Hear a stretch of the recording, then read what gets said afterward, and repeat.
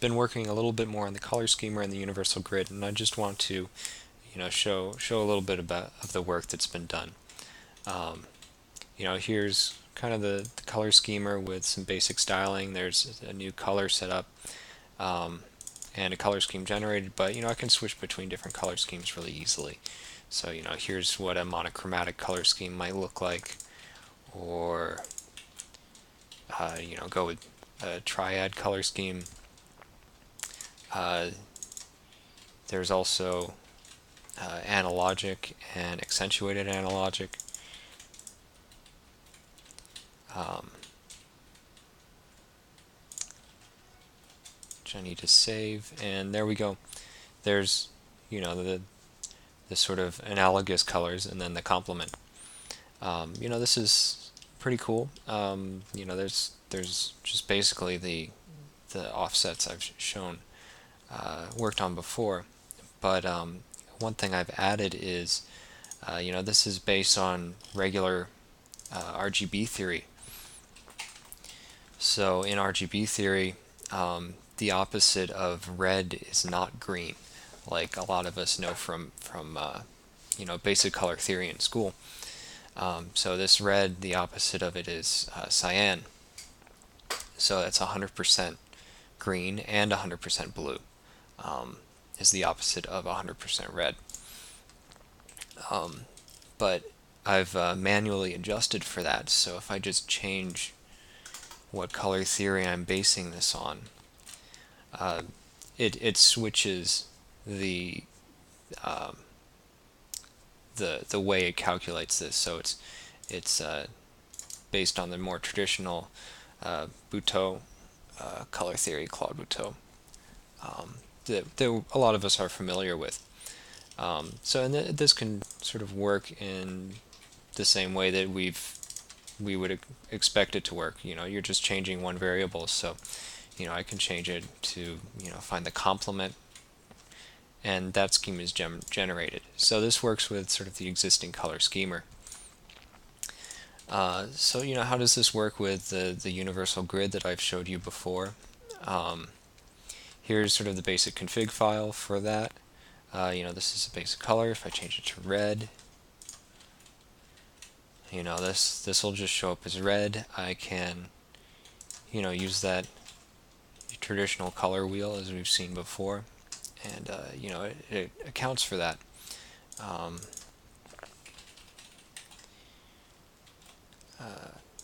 and just switch these up.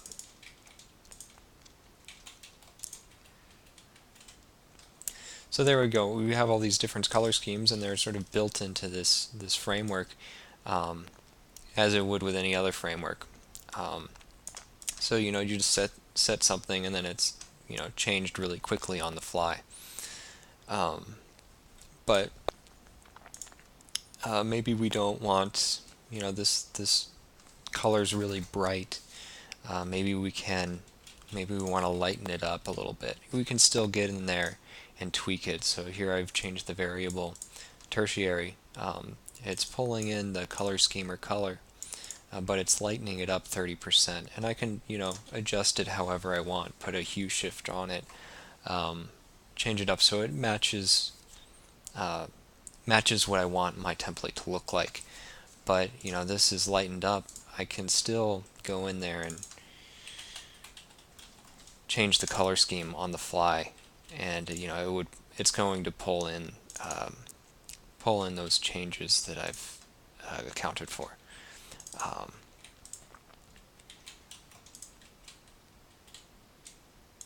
So if I pull in triads, it's gonna adapt to whatever I send its way.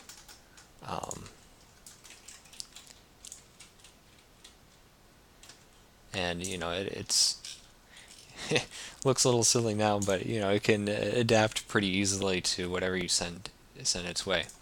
Another thing is I've added to this framework is it's responsive right now. It's fluid grid. but it can quickly adapt just by defining fixed widths. Here are fixed pixel widths to this grid, and all of a sudden, as I scale the page, it's a more traditional fixed page width. So pretty easy to get started. Maybe I want to change the gutter sizes or something like that.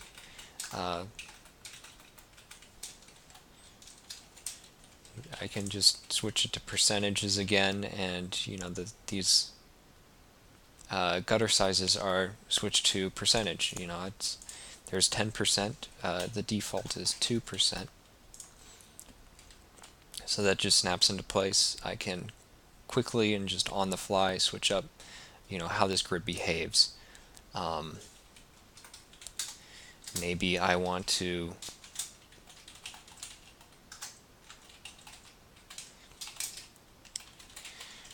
have a page that sits on the left.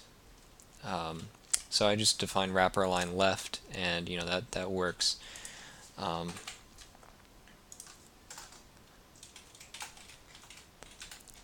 And again, these same variables work for the fixed grid. So right now this is fluid and it's aligned left. There's a tiny little margin there, but this works for